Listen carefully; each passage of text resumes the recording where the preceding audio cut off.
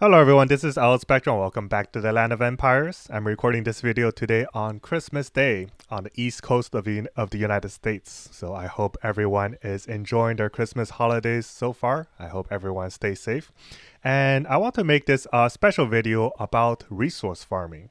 So this has been highly requested over the past few months. And as we know, battles have become more and more intense as time goes in the Land of Empires. And in order to carry on in a battle, you have to spend resources on healing.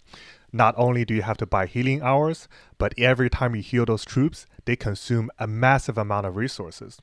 Although you can rely somewhat on valor, which heals your troops for free, the valor size is very limited, and after your valor fills up, if you do not have resources to heal, you will pretty much be out of the battle.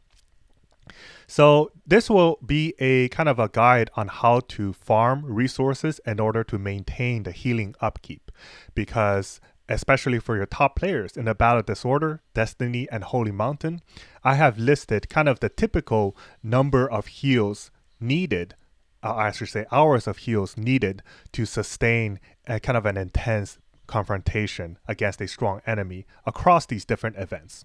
So within a single month, a top player is expected to spend about 6,000 hours of healing. Now, the first question we ask is how many resources is needed for those 6,000 hours of healing? So for tier 12 troops, to heal a single troops, you will need 1,100 wood and 880 food. So what does this mean when you have to heal 6 million of those troops per month?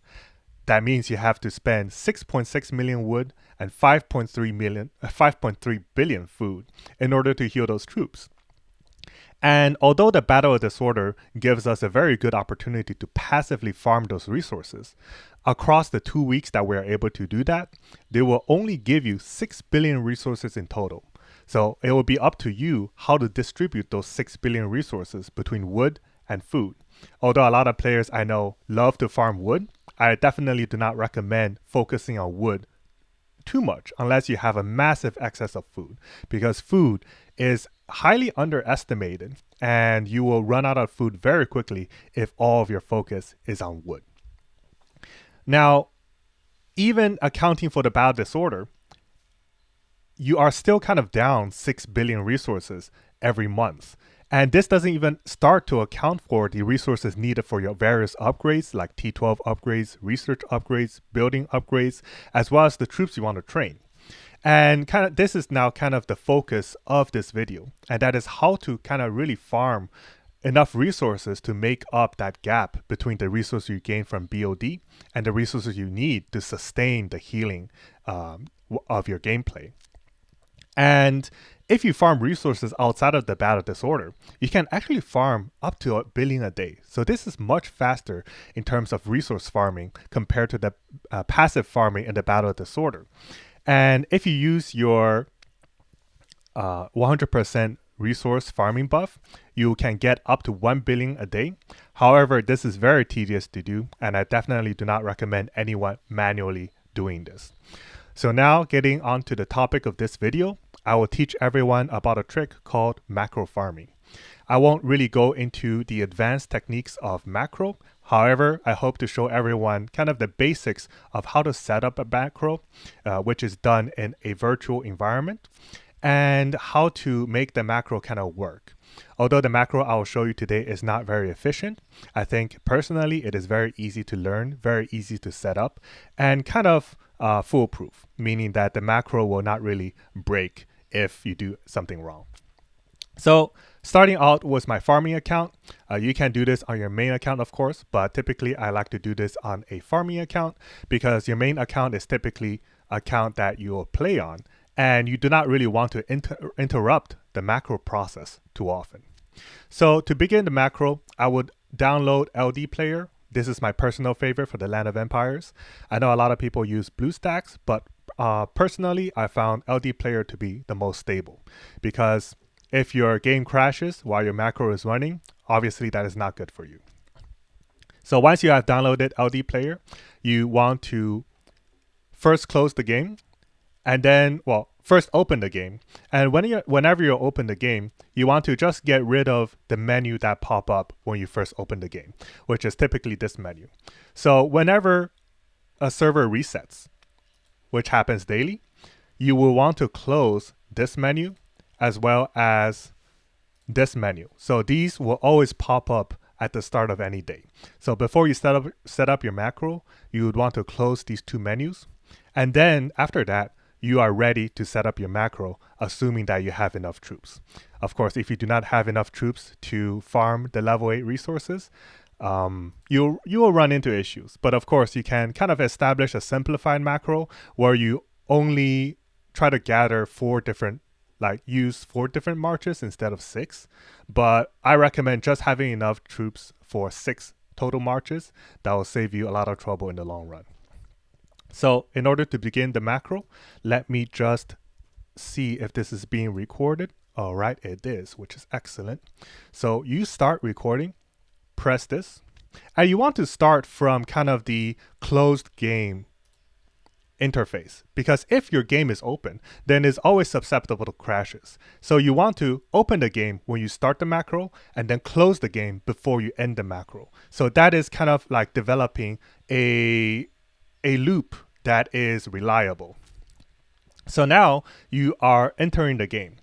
Once you enter the game, I would like to wait like 15 to 20 seconds just for everything to load in, because the time that the game needs to load can vary each time you open the game. So you always want to leave a little bit of leeway when you do this. And this is generally true when you are developing a macro that is very basic like this one. Now, after that, you click leave. Wait a few more seconds again for everything to load in. I like to personally wait maybe 10 or 15 seconds. And then this is important. Whenever you're clicking something, you just want to click once. Otherwise, you leave yourself to potential error when the macro is actually executing. You click on this button, and let's say I want to farm wood. I want to farm level 8 wood. I click the lumber mill. I click this. I can click this as many times as I want. And in those cases, you can just click it continuously, because clicking it longer will not really affect the execution of the macro. So now I click search just once. And then now I wait, because I want everything to load in. And when I click, I want it to register. So whenever you're clicking on a tile, I would recommend clicking here specifically. If you click elsewhere like here, here, or here, you would kind of risk clicking on enemies or hell watchers that are kind of in close proximity to it. So I would like to just click here, and it almost guarantees me that I will be clicking on the tile instead of an enemy or a hell watcher. So now I click gather. The troop is already preset for me, and in this case, it is only selecting infantry. So if you are noticing this pattern, I would recommend just to train more infantry. Train enough infantry so that you can send out 6 maximum infantry marches. If you simply do not have enough infantry, then what I would recommend is to simply farm lower tiles, like a level 7 tile, until you reach enough infantry numbers to send out 6 full infantry marches. So now my team is selected. I click on march, and then I do this 6 more times. So I will do this more quickly now. Boom, gather, send, search, wait until the arrow disappears, click, gather, send, etc. And once you are done, so let's pretend I've sent out all 6 marches now. Actually, I'm just going to send them out. I will show you kind of the why this setup is very reliable in a moment. So now I have sent out all 6 marches. You can see my click didn't register, and that was because I was impatient. So always be patient, wait for everything to load in, and then click, gather, send. And once all your marches are sent, do not do anything else on the game screen. Exit and close the macro. So this will develop a reliable loop for you, which you can repeat the macro. So now the macro is closed. you open your game again, take a look at how long it takes your units to gather those resources. Now, how long isn't actually that important. What you can do is that you can set the looping time to 1 hour. So let's set it to 3,600 seconds and click save. This means that this script will load every 3,600 seconds or every hour. And why this is useful is because whenever I'm running the macro and I already have troops who are gathering, it will actually not affect the execution of the macro. So now I will run my macro, which is now called resource gather wood. Of course, you can set up a separate macro for food gathering as well, if you want to balance the two resources, which I would definitely recommend, because if all you do is farming wood, you will be lacking food at some point. So now I am executing the macro. Between what I last recorded, I actually removed one of my farm teams from the resource tile. And this is kind of to show you in situations where some of your teams are farming while other teams are not farming, the macro can still execute properly. So let's see what the macro does. The macro will wait on this screen and then it will click leave. And you can see now 5 out of 6 teams are currently gathering resources. So the first team that the macro sends out will execute successfully. Afterwards, it will actually kind of get stuck on the menu screen. It will get stuck trying to send additional marches to the resource tile. But because our marches are already full, it will not execute successfully. However, in the overall process of resource gathering and macro execution, this is actually not an issue for this macro specifically. And this is because at the end of the macro, right before it ends, you close the game. And this kind of resets everything and allows this macro to execute once again after 1 hour. And this is very important. You need to close the game. Otherwise, you do not really know or have confidence in what state your game is in. The game could be trying to buy some item that costs real money, and your macro might be stealing money from your credit card, for all you know. So it is very important to close the game before you end the macro. You can see now the macro is trying to send troops, but it is not working. And thankfully, it is not clicking any menu items that would take you to strange places. Once the macro ends, you can see it ended now. It closes the game, and in 1 hour, it will run again.